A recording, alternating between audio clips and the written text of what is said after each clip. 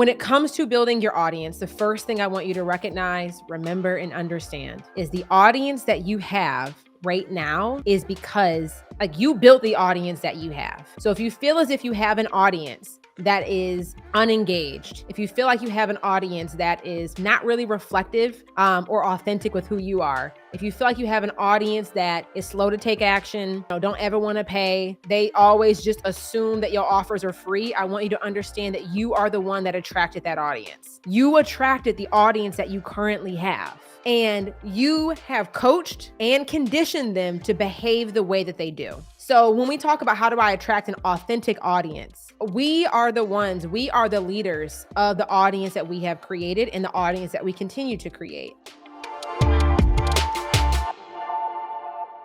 So over the past 5 years since I have been in business, I have been featured in Black Enterprise, Business Insider, Forbes, Essence. I have landed interview opportunities on some of the biggest podcasts on iTunes, Side Hustle Pro, Amy Porterfield's Marketing Made Easy, Julie Solomon's The Influencer Podcast, the Get Paid Podcast. I have been featured in news articles, in newspapers, featured in magazines, and I have never pitched myself for any opportunity that I have landed. I've spoken on stages of Blavity, Summit 21. I've spoken on some big stages. I've been featured in national media. I've spoken on some very noteworthy podcasts. And the thing that I want to tell you is that I've never pitched myself for any of these opportunities. And the conversation that I want us to have today is really how to leverage your owned media in order to position yourself for earned media. So I think a lot of the time when we envision ourselves growing these businesses, when we envision ourselves making more money and creating more impact, at some point, a lot of the time we can focus on the accolades of what stages am I on? What podcasts am I getting invited to speak on? What news outlets or publications am I getting interviewed on? And the thing that I want to tell you is that there's multiple ways to land those opportunities, but one of the most, I think, one of the ways to get there with the highest level of integrity is by earning the attention of those outlets and earning the attention of those platforms by using and leveraging the stage that you currently have. I think we're in a day and age where all of us have the opportunity to create an Instagram account, to create a Facebook account, to go live, and your social platform is the very first stage that you ever speak on. The existing social platform that you have right now is that is the first stage that you ever speak on. And how you speak and use the stage that you currently have is what creates and open up doors to opportunities to be positioned, to be placed, to be interviewed, to be invited to partner on other people's stages. And the reason why I want to bring up this conversation today is because we're in a process right now. We just opened up enrollment for my Mastermind Legacy. And when I think about the clients that I get the privilege of working with in my mastermind, these are individuals who are making multi-six figures, even into the 7-figure arena. And they're really at a position of their business where they've already figured out their model. They know how to make money, but they want to learn how to make more money, they already are making impact, but they want to learn how to have a greater depth of impact. They're already maybe even speaking or being interviewed, but they want to make sure that every time they represent their brand and their business on somebody else's stage, it is like with confidence, with conviction, and it is really positioning them in the light that they want to be viewed and perceived. And I wanted to have this conversation because as you start growing your business, like after you get out of the building, like out of the starting blocks, after you pushed off the starting blocks, you're in the race, you are bringing money in the door, right around that $200,000 to $300,000 mark, you're probably at a point in the journey where you're like either burnt out or ready to like blow this bitch down. And that happens for many of us. We get to a place where we have been articulating our value. We have been delivering that value. We have been making money and serving our clients. And we get to a space where we look up and we are like, oh my gosh, handling all this is a lot. Managing multi-six figures, managing the client load that comes with it, managing the marketing efforts that come with it is a lot to manage on your own. And at that $200,000, $300,000, $400,000 mark in business revenue, that's one of the most defining moments in your business. And what I mean by that is because how you decide to operationally structure your business to get you beyond that hump is what makes or breaks a lot of the time somebody's ability to be able to continue growing, to continue being able to sustain the success. I don't know if this is resonating with you, but me bringing all this up is like me going down memory lane right now.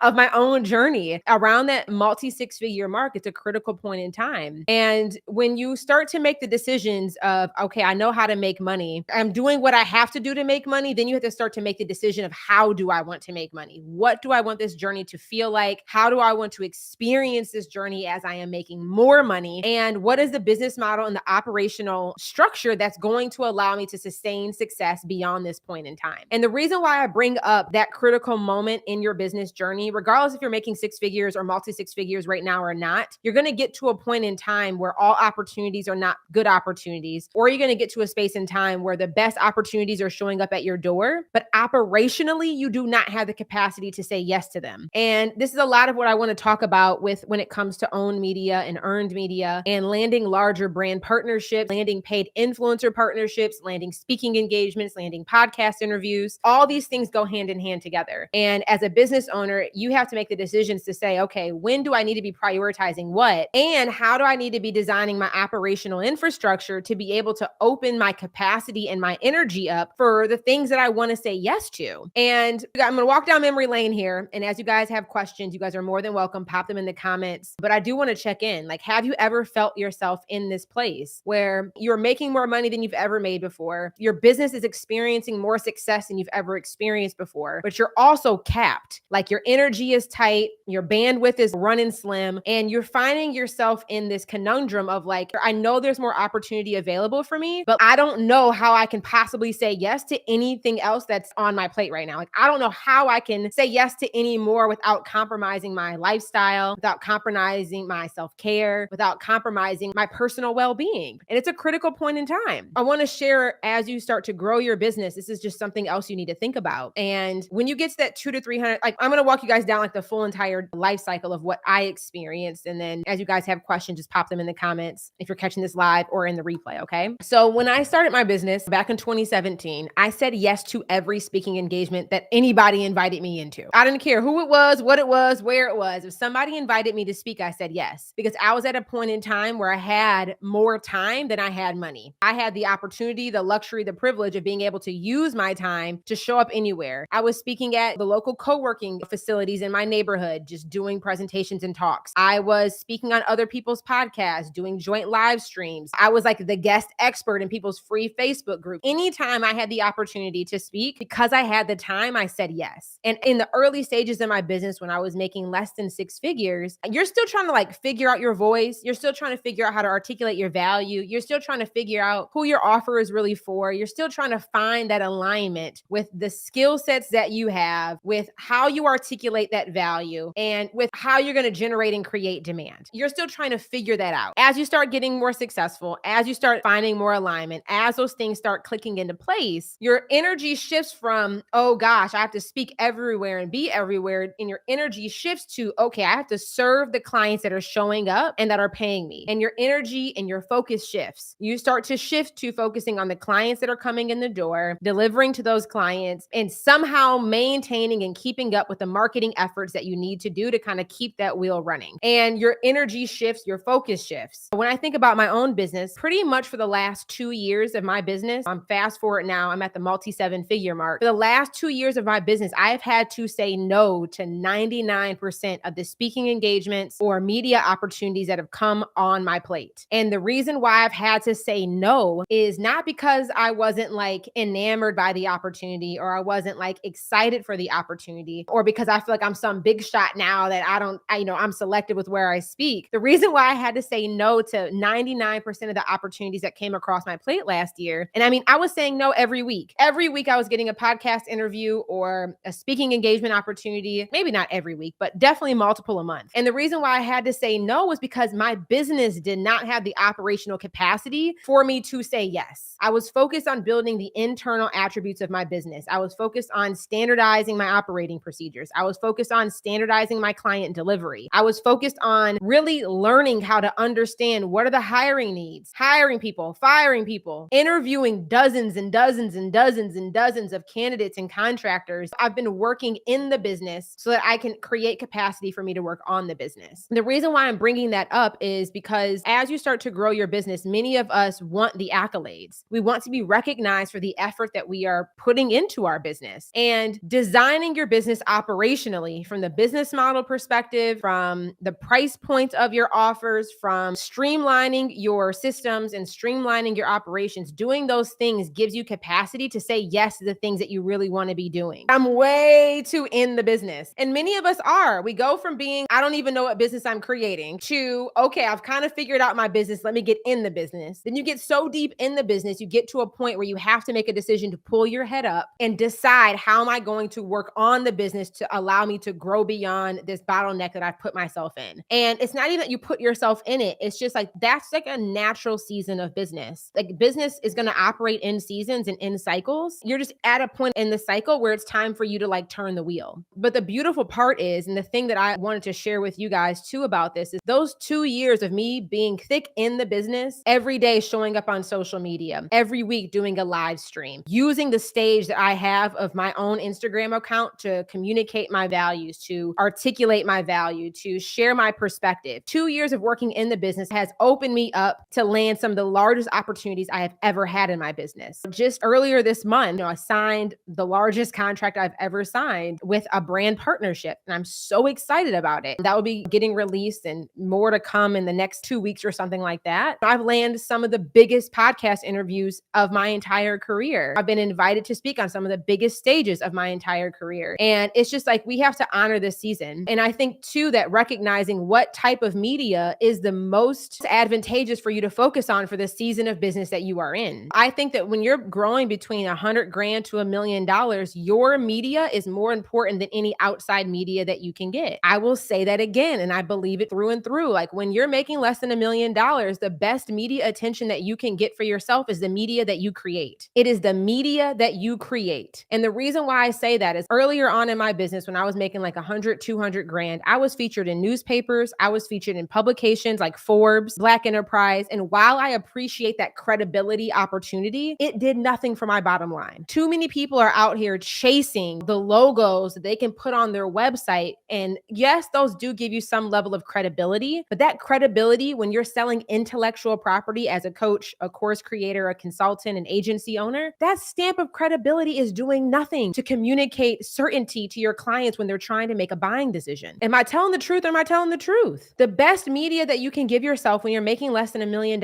is the media that you create for yourself. And lo and behold, the better you are at, the more consistent you are at creating the media that you own, creating content on your platform on a regular, consistent cadence, the more that you do that, the better that you do that, the more opportunities you end up attracting to you. Every time I speak, that's a media reel. All the speaking engagements that I have ever landed was because they watched my videos on my Instagram account, on my YouTube channel. They wanted to know, what is this girl all about? What is she known for? What problem can she solve? And how is her energy and her speaking presence? They're able to get all of that information just by consuming the content that I created. I do not have a brand partnership deck. I don't have a media kit. I don't have a media reel. I don't have any of the quote unquote assets that you're supposed to have in order to land these opportunities. None of the traditional ones. But when you create your own media, every time you post, you are contributing to your media kit. Every time you publish an email newsletter, you are communicating your values, sharing your perspective, and positioning yourself in the eyes of those who read that email. Every time you publish a content, every time you publish a podcast, every time that you create content, that is your media kit. Your platform is your biggest promoter. And as we start moving into the next year, as we start moving into 2023, y'all have heard me talk about this over and over and over again. Social capital is going to be one of the most lucrative forms of currency, period. Your social capital. And your social capital is, if I were to go to any of your Instagram accounts right now, and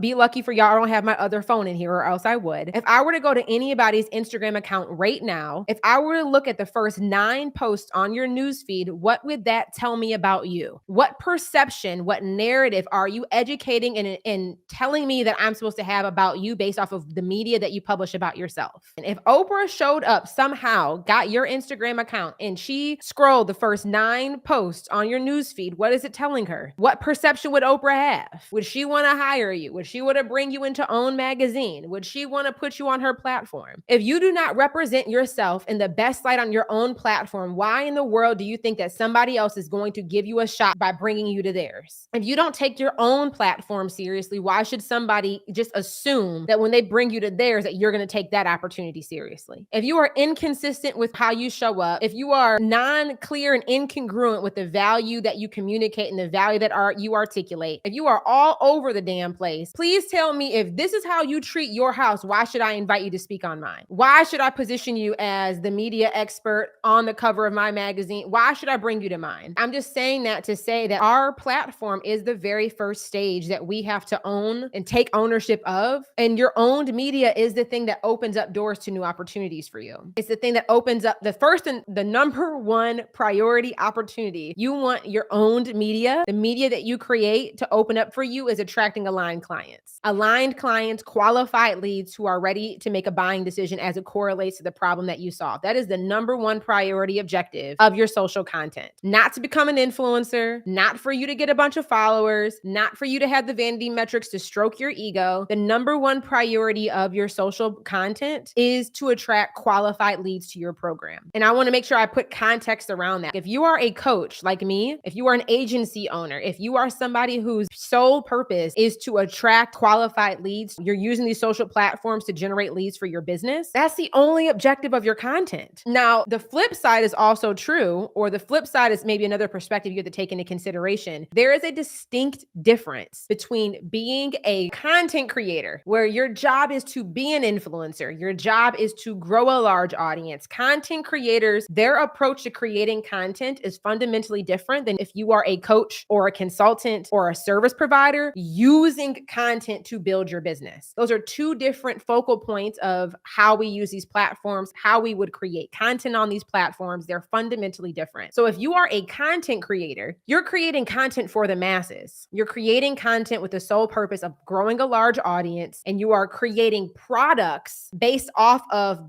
what went viral or where there is demand that your audience has told you that they had. So if you're a content creator, you are producing content at a high volume, and you are doing it with the sole purpose of growing a large audience, and all of your offers are designed to fill the need of the audience that you attracted to you. Now, the flip side is, if you are like me, if you are a coach, an agency owner, a done-for-you provider, we are experts first, and we only create content with the intent of attracting qualified leads. Do you guys understand the distinction that I'm trying to bring up here? Because how we create content, how we think about content, the metrics that you pay attention to, and what you choose to prioritize with the content you're creating is different depending on which identity you hold. There's a difference between being a content creator and a difference between being a course creator and a coach, and how we create content, how we use content in our business. At the end of the day, we're all using content with the sole purpose of attracting leads and monetizing the attention that we have been able to earn. But how we go about doing it operationally in our business, how we go about doing it based off the team members that we hire, how we go about doing it, about what metrics we prioritize, what content topics we focus on, the sophistication of the messaging that we include in our marketing content, totally different vantage point. Totally different vantage point. If you are like I said, if you're a coach, a consultant, an agency owner, like somebody who has, 5-10 years of expertise, and you've created an offer trying to teach that expertise or deliver that service of expertise, you want to,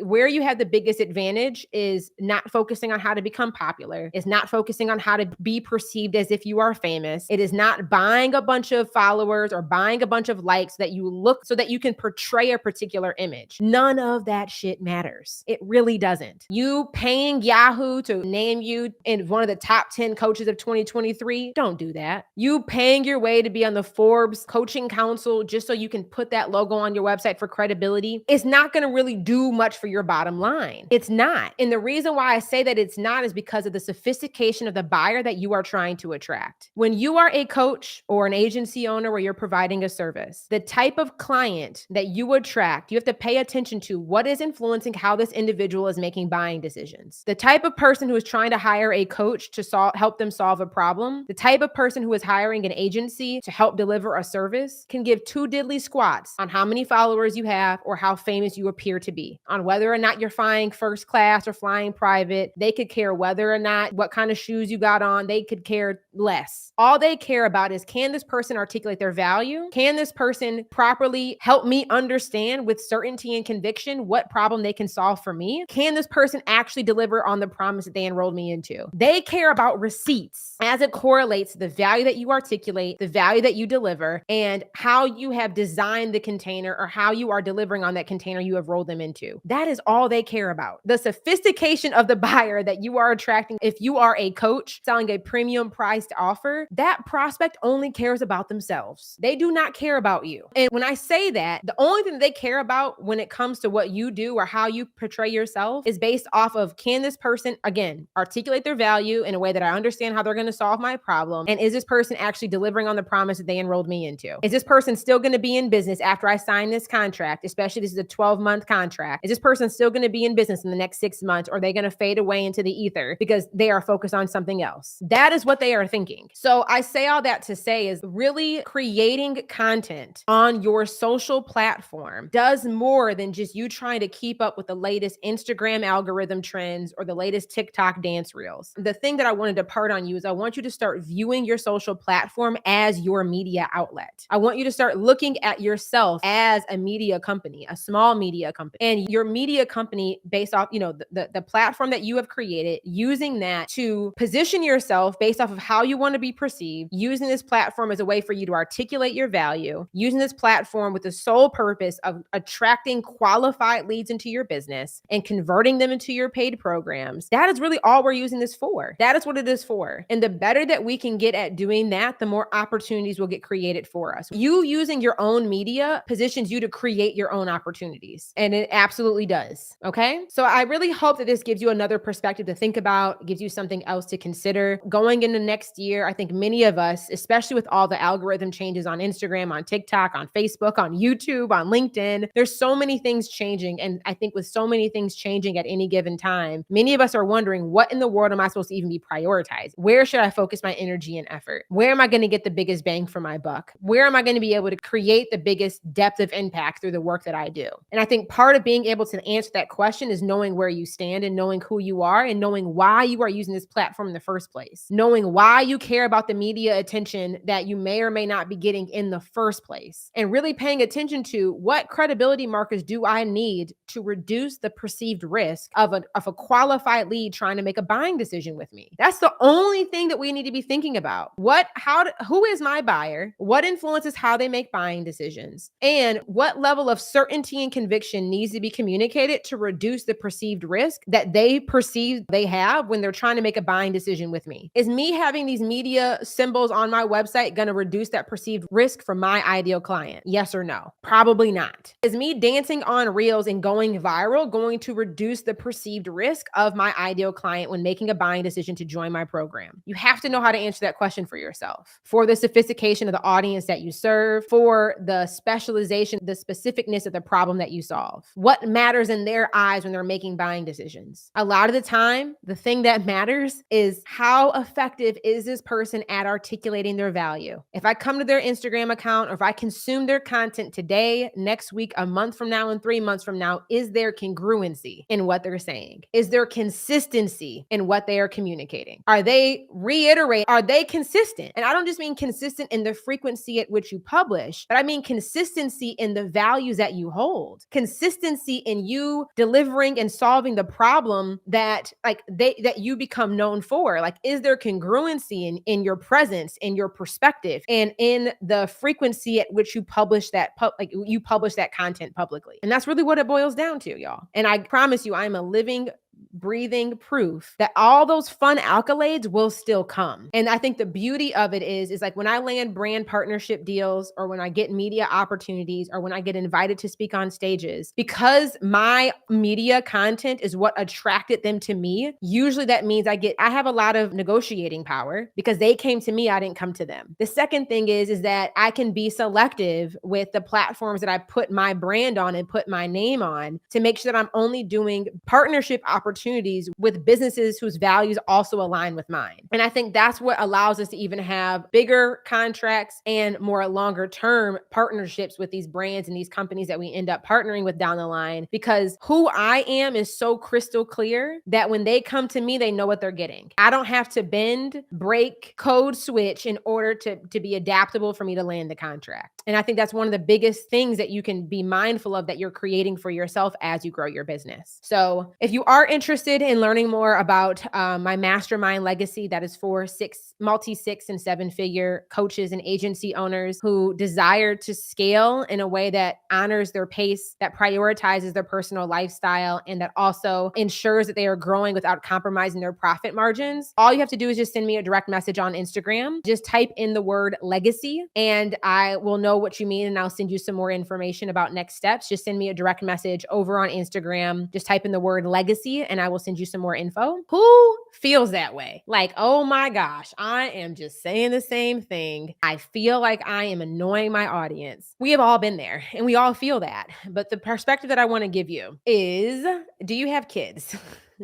I do not have children, but I have little cousins, nieces, and nephews. How often do you have to repeat yourself to your child for them to do and behave, or for them to respond the way that you want them to respond? You definitely have to repeat yourself more than once, probably per day, probably more than once per hour. Like, you have to repeat yourself over and over and over and over and over and over and over again. When people feel like I'm annoying my audience, I want you to ask yourself, is that true? Has anybody, real human being, messaged you, sent you a direct message, replied to your email saying, oh my gosh, I am tired of you talking about this. Please, can we change the subject? If an audience of yours, a member of your audience, has never actually told you that they are annoyed with your repetition, I am going to bring you in to a newsflash. The only person annoyed with repeating themselves is you. Your audience is not annoyed. Your audience probably does not even notice. And every day there is somebody new who is stepping into your world. Every time, every single day that you open up your social media platform, there is a new person who is seeing you for the very first time. There's a new person who is discovering you for the very first time. So even though you have repeated yourself for the last 6 months, this is the first time that they are hearing you. Like, that's one of the hardest things as a business owner. And the analogy that I want to give you is basketball. Like, I want you to think about Michael Jordan. I want you to think about how many basketball games do you think that Michael Jordan has played in his entire career? Thousands. He's had to have played thousands of basketball games. But when you think about how Michael Jordan played that basketball game, do you ever think one day Michael Jordan got tired of being like, bruh, ain't these fools tired of me running up and down this court? Aren't these people tired of me shooting the same basket? Aren't these people tired of me doing the same little Michael Jordan move every time I come out here? Your job as the basketball player, your job as the professional athlete of your company is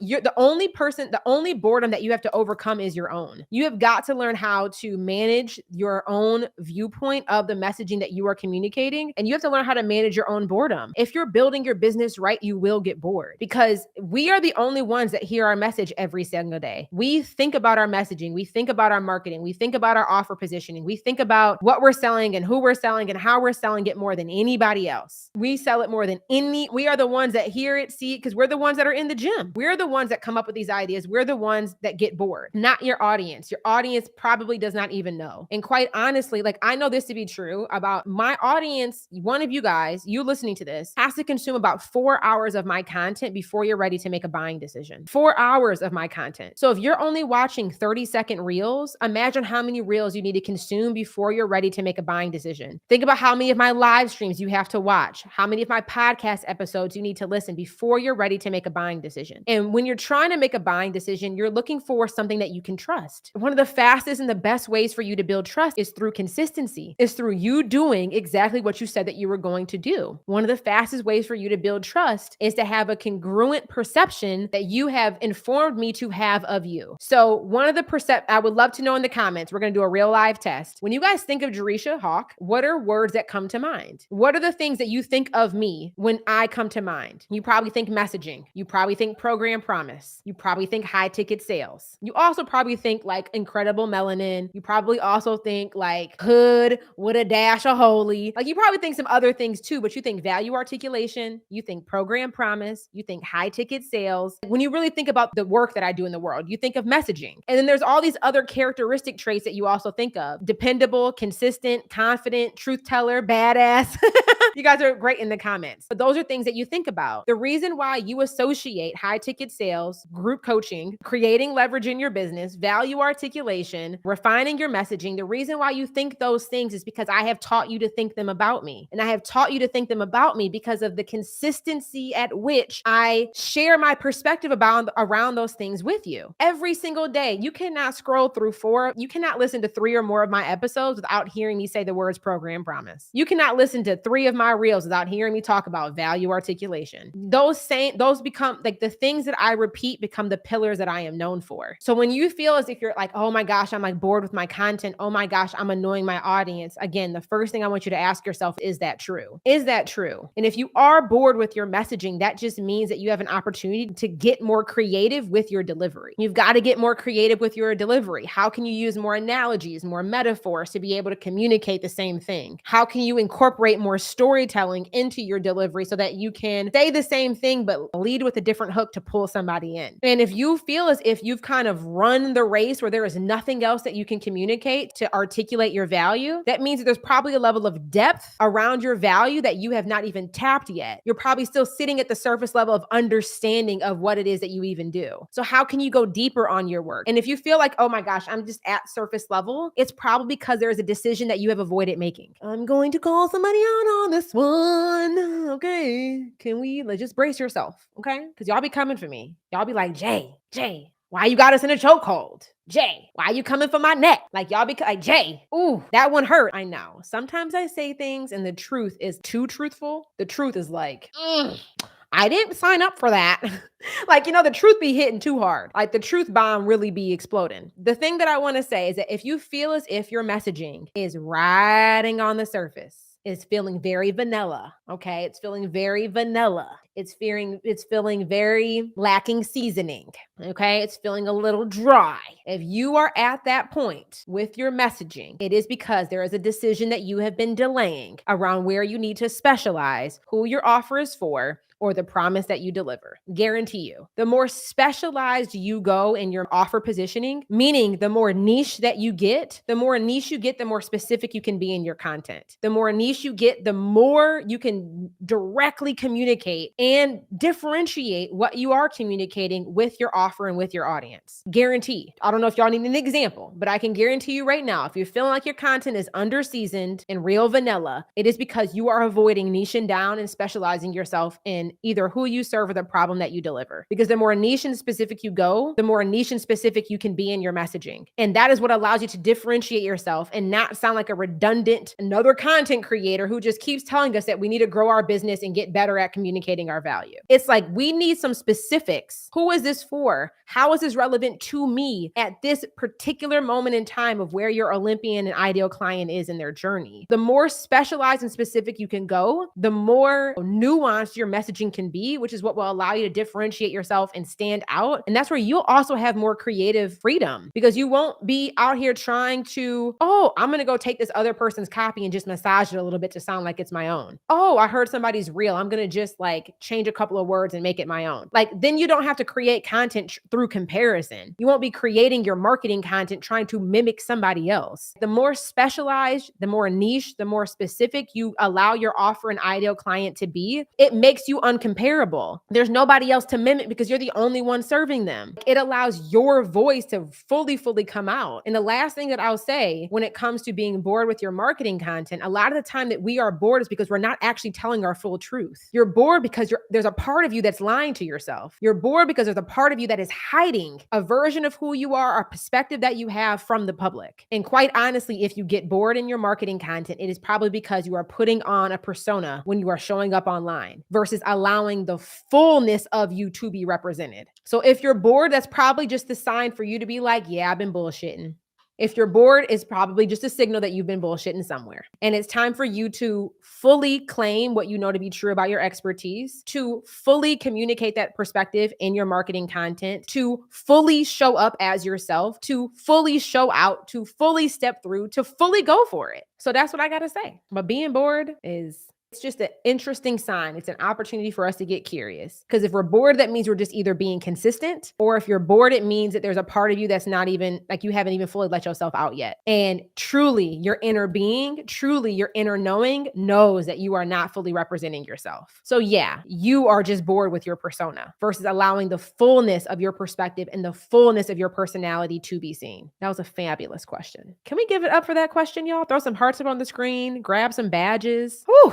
That was a good question. Business Girl 517, I'm glad you asked it too. Okay, y'all. I have time for maybe 2 more questions. If you guys go into the question bubble over on Instagram, please vote for which question you'd like me to answer, because there's like 4 or 5, and I have time for maybe like 2 more. Oh my gosh, that was so good. Tidy Milso said, are you pitching the brands for long-term partnerships? You might have missed the earlier part of my episode. So I encourage you to go watch the replay over on my YouTube channel once we wrap up. But I haven't pitched myself for any of the opportunities that I've landed. So I think that's one of the cool things. Like, my content is what attracted those brands to reach out to me. And then from there, we were able to negotiate terms and sign contracts. My owned media, the media that I own, the media that I create, is what allowed me to attract earned media and paid opportunities. But I haven't pitched myself for them. Jerry Skin and More said, what's the best way to grow a more authentic audience? Just know that, I don't know, y'all might feel a little bit of heat, but that's just because I'm telling the truth, okay? So I'm going to get hydrated here just before I answer that question, because that's a good question. That's a good question. What's the best way to grow a more authentic audience? It's very similar to like when in a Fortune 500 company, if you have a bad CEO who constantly perpetuates a really negative culture, who perpetuates a culture of manipulation, or perpetuates a culture of just like unaligned values, poor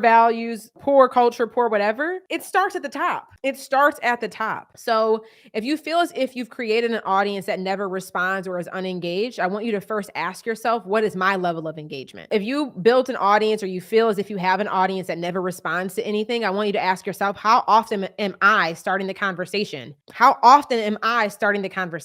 you have an audience that only lurks, that never raises their hand, never reaches out, never wants to buy nothing, I want you to ask yourself, how often are you lurking on your own platform? How often are you consuming more than you're creating? And I'm saying this in love, but I think the beautiful part is, if you have an audience that is misaligned with your offer, lacks the correct perception that they need to have based off the value that you deliver, is unwilling to pay the price that you know your programs are for, you are the one that created that audience. You are the one that influenced their behavior patterns. You are the one that led them to you for them to have that perception that that's what they should have of you. You started that conversation. But the beautiful part is if you created that audience, you also have full agency and authority to change that audience. 100%. Your audience is a mirror reflection of your behavior patterns and your characteristic traits. That's the first thing, is that if you created the audience, that was in your own doing, but also that means that you have the agency and the authority to change that audience. So when I think about creating an authentic audience, the first thing that I have to ask myself is, am I willing to be authentic on this platform? And part of my authenticity is a few things. Part of my authenticity is, am I willing to actually claim my perspective boldly and publicly on this platform? Am I willing to stand for something? Because if I stand for something, that also means that I do not stand for something else. So I'm just as much as my content's job is to attract an ideal client for me, part of my content job is to repel non-qualified leads away from my platform. In order for me to attract, I also need to be willing to repel. And in order for me to have that repellent, that means I need to stand for something. And in order for my audience to know what I stand for, that means that I have to communicate my values, I have to share my perspective, and I have to do that on a regular cadence so that they can learn that from me. Your audience learning your values, learning your perspective,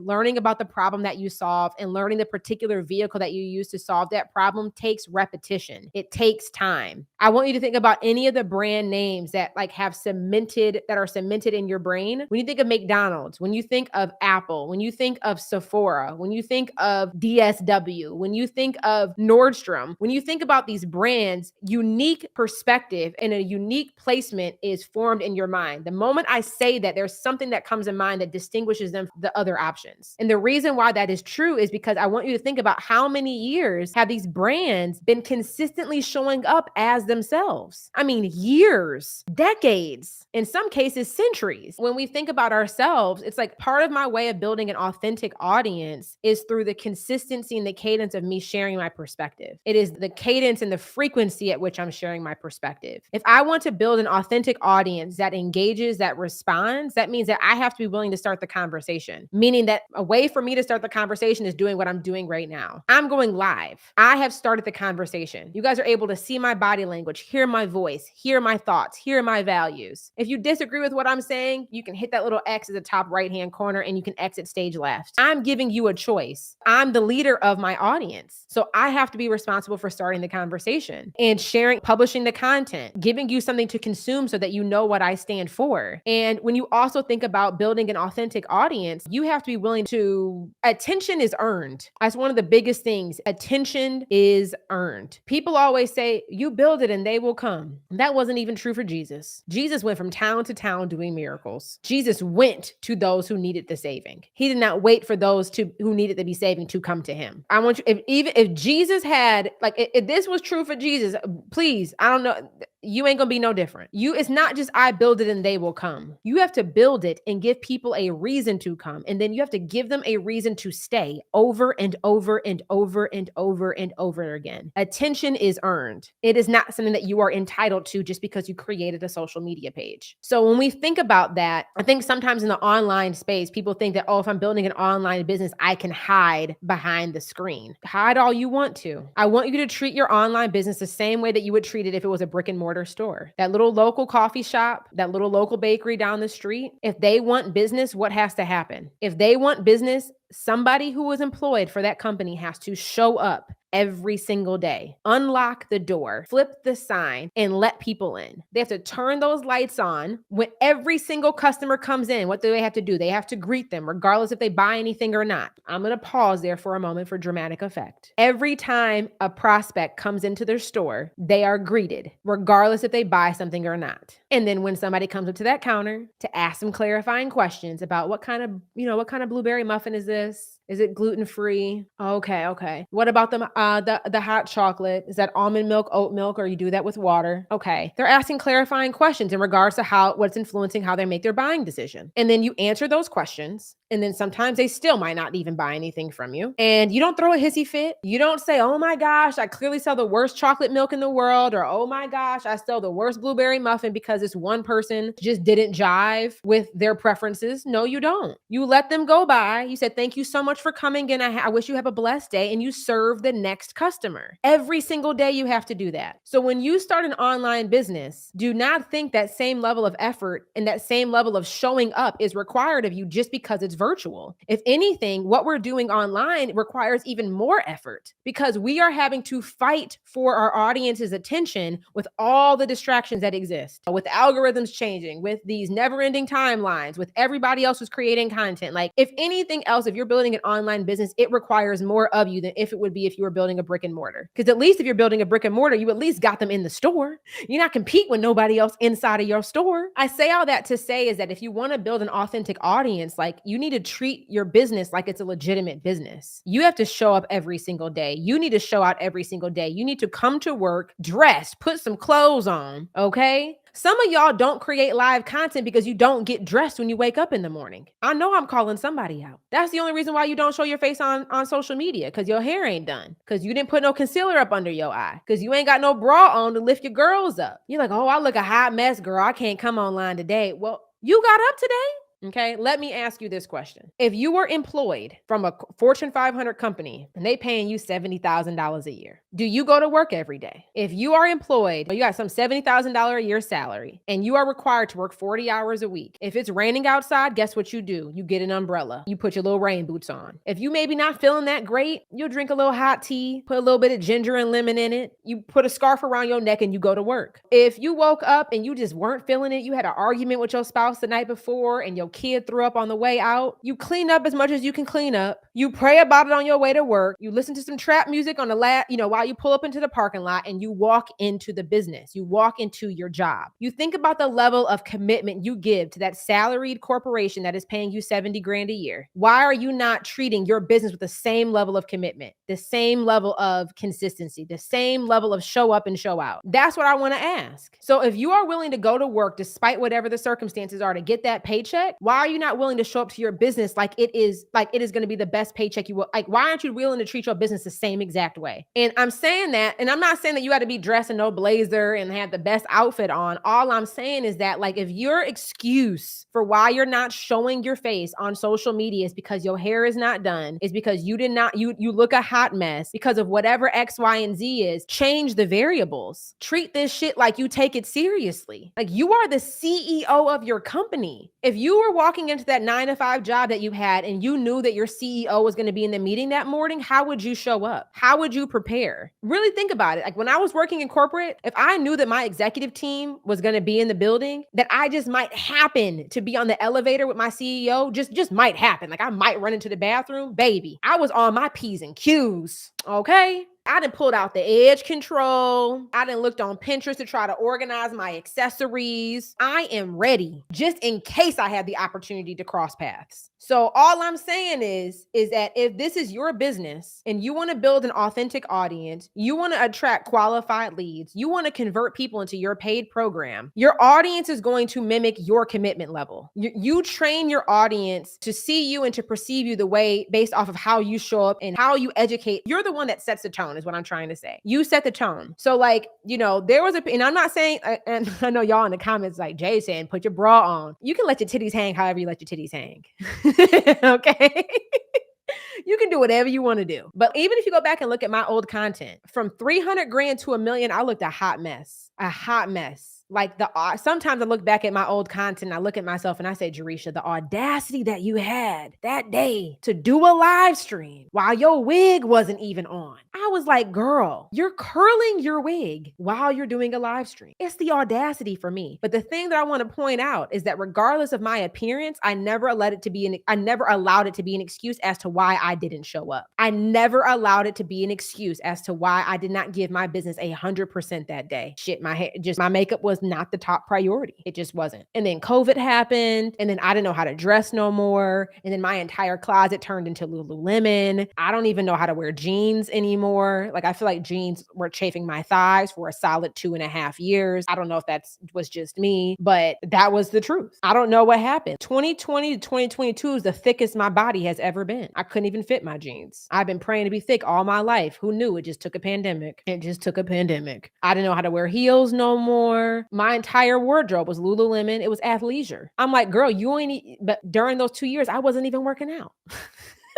That was my entire wardrobe. I'm just saying all that to say is whatever you're using as an excuse as to why you're not showing your face, whatever you're using as an excuse as to why you're not sharing your perspective, whatever you're using as excuse as to why you cannot show up and confidently position and portray yourself based off the expertise that you know that you have, claiming what is true, I want you to question those beliefs and figure out how to overcome them. Because if you are not showing up authentically as you are, and part of that authentic representation is in your appearance, part of that authentic representation is in what you choose to communicate, part of that authentic representation is you telling the truth about the results that you deliver and you claiming what is true through the perspective that you share in your content. If you are not telling the truth, there is no way that you can build an authentic audience, because you will attract people who are really not even aligned with your values because you're unwilling to state what your values are. You will attract buyers who do not align with the offer that you are selling because you are the one who is discounting, downgrading, and diminishing the value that you can deliver. And I think on that note, I'm gonna end that question because I feel like my foot is on enough necks right now. All right, y'all. Y'all were going ham in the comments. The Tara show said that honestly, people love authenticity. So those wig curling days is why some people follow you. It's 100%. Authenticity is really just about, are you actually showing up truthfully? Are you telling your truth today? Like authenticity just is really rooted in honesty. Like I think sometimes we overcomplicate it. Just be honest with your audience. Be honest with yourself. Like, and I know that being honest can feel uncomfortable. Telling the truth can feel difficult, but it's way better than faking something that's not authentic, than putting on a persona that is incongruent with your actual values. Like just be honest and tell the truth. Be honest and just tell the truth, y'all. Andrea said getting up and getting ready every day just drastically helps you create more content. It does. And for some of y'all who are like, Jay, I don't want to put on clothes. I'm just saying get dressed from the waist up at least. Okay? Get dressed from the waist up. Effort is required. Like it takes attention is earned and effort is required. If you want to live a great life, your life requires effort. I'm not saying that you got to put on a full beat makeup foundation. I'm not saying that you got to slay your hair every day and slick your baby edges like you go into the Oscars, but effort is required. So when you wake up in the morning, I want you to ask yourself, did I put any effort in my appearance? Did I put any effort in showing up and showing my face? Like what is the level of effort that I put in? Effort is required. That's just what it boils down to. Even a little bit of effort is still better than no effort. Yes, even Jesus had to market himself. This is biblical. Okay, y'all. Thank you guys all.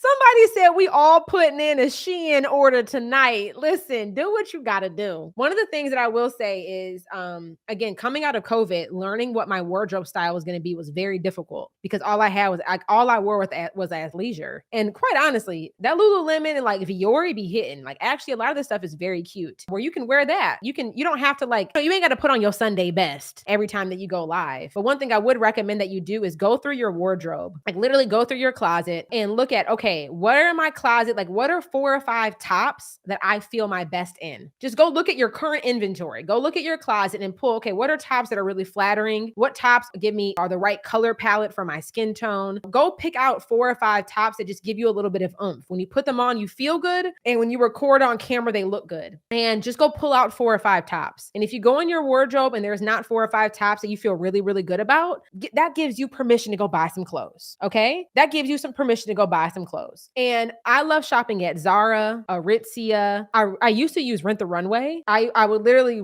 I would get the subscription on Rent the Runway and I would order 4 or 5 tops every single month. And those would be the tops that I'd wear on my weekly live streams. That was before I really felt comfortable or confident buying clothes. Did I already say I love shopping at Zara? Zara is like one of my favorite gyms because they have really cute, trendy tops. They have like this top is from Zara. You know, it's giving some texture. It's giving some dimension. Oh, it's a great color. This top was like $22. So I love shopping at Target. Target has some really cute tops. Like just go find 4 or 5 tops that you know that, okay, these are my live stream tops. These are the tops that I wear when I'm going to be doing a live stream. And then I want you just to pre-think, what are 2 or 3 hairstyles that can be my go-to hairstyles when I'm going live? Like my hair today, I didn't have time to do it. But guess what? A slick bun is giving chic, okay? The slick bun is giving chic. So all I did is, because I didn't have time, all I had time to do was wash out my deep conditioner from last night. So all I did is I slicked down my hair, put it in a bun, put on some earrings. You would have thought this was intentional. Have 2 or 3 hairstyles. You know that if I'm having a bad hair day, I go slick bun. If I'm having a good hair day, you're going to get curls or you're going to get a nice blowout. So like just start to, part of this is about preparation. It's preparation. Prepare for the outcome that you want. Just like if you were going to school when you were a kid, your parents told you to pull them clothes out in advance, set them out before you go to bed. So you already, when you wake up in the morning, you ain't even got to think about what you're going to wear. So just, I would pick what are 2 or 3 days of the week that I know that I'm going to show my face in my content. What are 2 or 3 tops in my closet that I know these are my go-to when I go live. And these are 2 or 3 hairstyles I know that I can always revert back to when I need to go be on camera. And then when you can start doing that, you just need to prepare. Lisa said, do you do videos in bulk? No, you know, I do I do on my live streams. Like I record live streams. So I don't batch create my video content because I'm doing it in the moment. All my content is live. Like if you guys go look at my Instagram stories this morning, I literally recorded Instagram stories with me laying in the bed. You know, thank God for filters. Okay. That's all I got to say. But I don't batch record video content because I create it live. And I commit that when I'm in a non-launch, I commit to doing 1 live a week. And that 1 live a week week, okay, what are my tops? And that is what it is. But when I'm shooting my Instagram stories or showing my face in Instagram stories, you guys just see me in the moment. I'm just wearing whatever I wore that day. And then I think after a while, you will stop caring about what you look like because you'll be so comfortable in your own skin. I think for many of us that really, really struggle with showing our face on camera, I just want you to ask yourself, if this is what I wore to work, then this is good enough for me to show. This is good enough for me to record on camera. If you went to work wearing whatever you wore, that is good enough for you to go on camera. And at the end of the day, I promise you, whatever stories you are making up in your mind about what you look like or how somebody perceives you to be, you're not allowed to give any validity to it until somebody actually tells it to you. If you've never had an audience member say, girl, you look a little rough today. If you've never had an audience member say, oh my God, I wish you would have done your hair today. If you've never had an audience member actually make a comment, then you're just making up the story. You're the one making up that reality. It is not true. And at the end of the day, even if somebody does say some shit to you, like we've got to learn, if you want to build a business, you have got to learn how to be so comfortable in your own skin that it literally does not matter what somebody else thinks about you. Building a business requires tough skin, or it just requires you go to therapy and work out that stuff when it does happen. But that's what it is at the end of the day. Like, you have to care about your mission and you have to be so obedient to your calling of what God has called on you to build and to create more than you care about what somebody else might or might not think about you. That's really it. Lisa said, how often do you create Instagram stories? Every single day. I don't think there's a day that goes by that there is not at least one story published in my stories. Every single day I post stories. And my stories are really more of me. The way that I think about creating Instagram stories is just document your journey. Every single day I'm documenting something. I'm either documenting a thought that I had, I'm documenting a perspective that I had, I'm physically documenting my day and what I'm doing. All my stories is a documentary. Me documenting the essence of who I am, what's going on in my business, what I'm thinking, a perspective that I have, a unique viewpoint that I want to share, or I'm documenting like, hey, we opened enrollment. Like, that's part of the journey. Every day I'm doing something to contribute to my journey. Every day I have something to share in my stories. I do stories every single day. And you guys know that. You guys can go to my Instagram stories. Every single day I am one of those bubbles on your top of your news feed. And I look at my stories like my daily show. Like, my stories is that everyday thing. Like, I know, Lisa, you were in Leverage. The same thing that I tell you guys is the same thing that I do. Like, the entire Leverage curriculum was created based off of what I do, how I do it. And I do the same things I tell you guys to do. You know, I send people messages after they watch my live streams. I respond to every comment on my news feed. I go live once a week. I show my face regularly every single day. You guys hear my voice or see my face. I'm always sharing my perspective. Yeah, it's the same thing I tell you guys. I don't do anything different. Now I'm at a point in my business though. We're at a place now where we're over $1 million in revenue. You will start to see me doing things differently, but I'm going to just be amplifying everything I've been foundationally teaching. This next 3 years, y'all gonna see me just pour gas on the fire. Like, I have learned how to create my own fire by rubbing my sticks together and like figuring it out. And that's been 2017 to 2022. But going into 2023, baby, we are bringing in the fire squad. Like, I'm going to just be amplifying everything that I do now, 3x, 5x more. But at the end of the day, you just have to honor what season that you're in. And regardless of what season I'm in, there's fundamental principles that will always be true and that I will always do. Showing my face, sharing my perspective, like me showing up every day, it will never stop. And the last thing I'll say on this, it kind of goes back to the analogy that I used earlier. Like, I look at my Instagram account as my brick and mortar store. Every day that I show up to my Instagram account is me showing up and unlocking the doors to open doors for my store. And the days that my store needs to close, those are the only days that I will pre-record or pre-schedule content so that still my store is always open, even if I am not physically there. I'm leveraging automation because just like maybe you would hire another team member to work on the weekend so you can take time off, I'm leveraging automation so that I can still be on even though I'm not live, that my doors can still open up even if I didn't come to work that day. So it's an everyday thing. Okay, last thing. All right, somebody asked, are we bringing back STS in 2023? The answer is we are going to be bringing back a variation of a program that is tailored towards people who are maybe earlier in their journey. We literally have an interest list going. There's like close to 200 people on that interest list. Y'all basically put together a petition. We're like, hey, literally like 180 of you guys were like, please bring it back. That will be getting released sometime in January, maybe December, but probably January of 2023. So more to come. Just keep your notifications on. Make sure you're on my email list. We're working, just know that it's in the works. It won't be the exact same thing about what, it won't be the exact same thing that STS is, but it will be like a new and improved. Like it's going to be fucking phenomenal. Like that's all I got to say. I am sometimes blown away by the excellence in what we deliver, like blown away. So we're working on some things right now that will be done by the end of November, should be done by the end of December, and it'll happen either end of December or it'll happen early January. So just start putting some money to the side because you know it's coming and it's going to be fire, remarkable. It's going to be like, this is just what I'll say. This is what I know to be true. It is going to be a beautiful, non-sexual orgasmic experience. Like it's going to change your life. You're going to be like, this is the best I've ever had. And I'm going to be like, I know, and you're welcome. Let's go do it again. Like that is what it's going to be. Okay. It's going to be phenomenal. And I'm saying that with certainty, with conviction, because it's going to be good. It already is good. You just haven't released it yet. Like it's going to be phenomenal. Exactly. It's going to be where the money resides, and where the money resides, not just for me, but for you. I want the money to reside where you reside. And that's what this program is absolutely going to help you do. On that note, y'all, I'm going to head on out. We've been on here for over an hour. If you do want to watch the replay, I have dual live stream this over on YouTube. So if you go to my YouTube page, if you just search for Jerisha Hawk, it'll pop up. You can watch the replay of the initial conversation that we had in addition to the Q&A that we just did. Make sure y'all subscribe and like and go do whatever you're supposed to do over on YouTube. If you are at that multi-six-figure mark and you're interested in being in a mastermind that really will support you with reaching that millionaire status, but doing it in a way that still is aligned with your values and aligned with your integrity, just send me a direct message over on Instagram with the word legacy, and I will send you information on how to apply. We're going to have applications open over the next week. So yeah, thank you guys for tuning in. I appreciate every single person that bought a badge, and I will talk to y'all later. Bye, y'all. If you liked the video you just watched, click this one. You might like it even more. Go ahead, check it out.